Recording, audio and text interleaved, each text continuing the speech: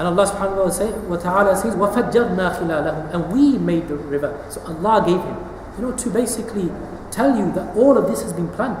That Allah is the one who gives, and Allah is the one who takes away. Therefore, if you're someone who thinks, who uses their mind properly, you'll be grateful and humble in the knowledge that it isn't you who made all of this happen for yourself. And that you tomorrow, maybe, you won't be so wealthy and won't be so successful. And also you think that if Allah subhanahu wa ta'ala can do all of this from the same soil, He creates so many fruits, so many crops, so all of these things from something dead, why can't He create you? Can't He raise me after death? So these are the two messages. These are another two messages that we're going to gain from this parable. وَكَانَ لَهُ ثَمَرٌ فَقَالَ لِصَاحِبِهِ وَهُوَ يُحَاوِرُهُ أَنَا أَكْثَرُ مِنْكَ مَالًا وَأَعَزُّ نَفَرًا. Now the mufassirs, the scholars, most of them, many tafseers interpret these next few words, وَكَانَ لَهُ ثَمَرٌ. He had thamar as meaning that he had many forms of wealth. He had different forms of wealth, he had different types of investment. So this is, and so in addition to this garden, and he had many other types of things as well. He had other wealth, he had gold, silver, whatever it is. So this is what many tafseers mention. But Mawlana Farahi, and I really like this opinion, says that no, it's not, this is not what the Quran is saying. This is not what this is saying. What the Quran is saying is that now is the time of fruit.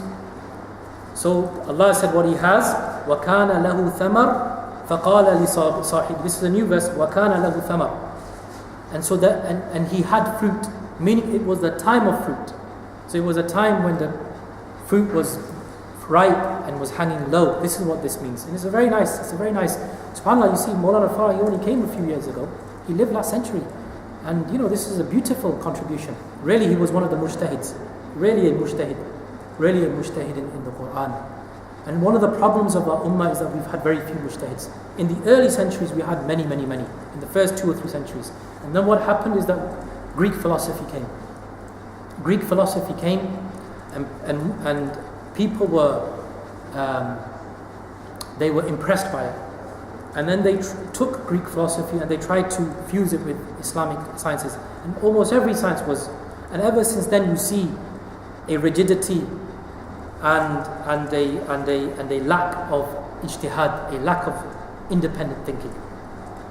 And this is very important to have to be a mujtahid, to be a mujtahid in anything you need to study, right? To be studied. But one of the conditions of ijtihad is that you step out of the box, as I said before. That you step out of the box. That you think differently. If your teacher says something, you question it in your mind.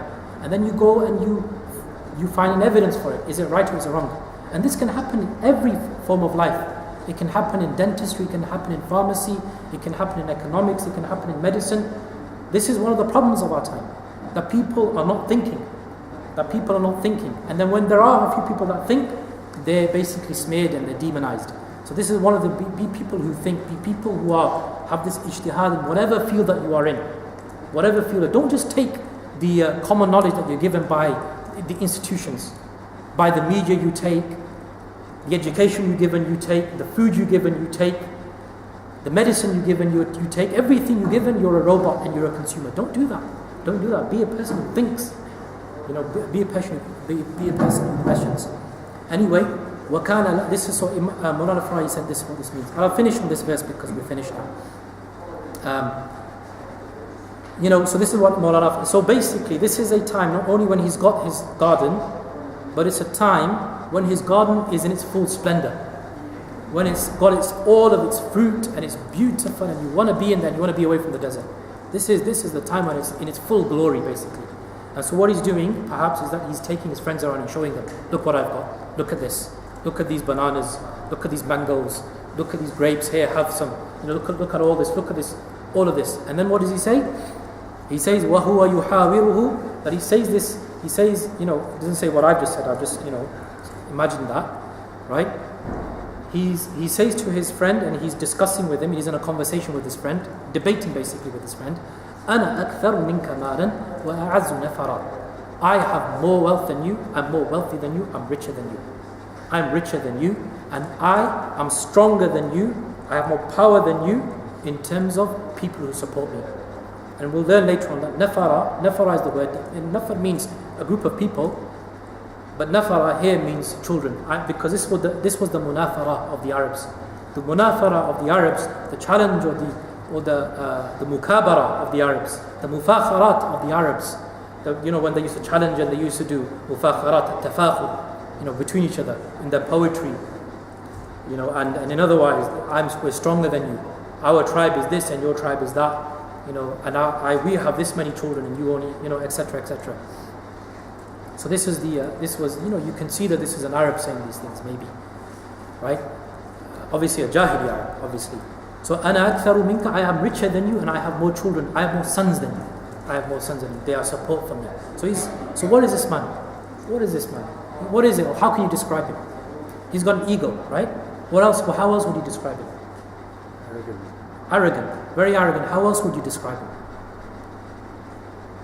How else would you describe this man? Materialistic. Very good. Excellent. How else? I don't know. I'm asking you. I'm not sure. I'm asking you guys. Ungrateful. Brilliant. Very good. Ungrateful, mashallah. Anything else? Childish, yeah, very good. Anything else? What else is this man? Naive, very good. What else? Safi, very good, yeah. Naive, safi, stupid, foolish, yeah. Wicked, yeah. What else? Okay, everything. we've devoured him. But basically, yeah.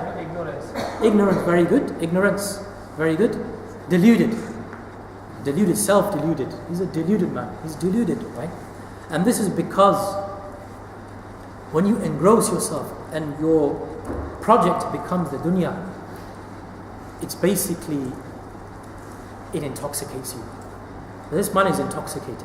This is why he's that. And that's honestly what I feel when I read the verses, the next ones as well. It's almost like he's mad. Right? I mean, who would say that? A person, what are these things that you have anyway? And don't you realize that these things come and go? And don't you know that these things are going to go one day? Definitely, you're not going to always have them. And don't you know that these things, you didn't make them? And don't you know where you came from? Why would somebody say something like that? I'm richer than you. I mean, what a low thing to say to somebody. Okay, but the Quran is saying this is the junoon, the madness of those people who take their love of the dunya to this extent. So when this dunya enters your heart, it becomes like a drug, basically. You become intoxicated. Okay, so there's a conversation ensuing, and the good man must have been trying to advise him and say, return to your Lord, or something like that. And then this is what this man says. And we talked about this. And this was exactly the same problem of somebody else in the Quran, Qarun. Qarun was somebody at the time of Fir'aun, and the Quran says he was given so much wealth, that the storehouses of his wealth, the banks basically that contained his wealth, the banks that contained his wealth, the keys to those banks, it needed a group of men to carry those keys. That's how wealthy he was. And this is the same thing. And he said, إِنَّمَا أُوتِيتُهُ عَلَىٰ عِلْمٍ عِنْدِي. Qarun said, I have been given all of this because of my knowledge, because of what I did for myself, because of my skill, because of my talent, because I'm a good businessman, because of the knowledge that I have. So people like this, they attribute it to themselves. You see how these people rely on themselves? That's what I'm trying to say. This surah trains you to rely on Allah. And why? For two reasons. Number one, because we don't know. And Allah knows, and that's why many times in the story of the cave, Allah said, Allahu a'lamu bi'iddatihim. Allahu a'lam. Abasir bihi wa asmi'. Qul rabbi a'lam.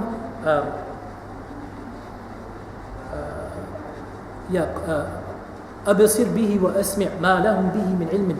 That how clear Allah sees, how clear Allah hears.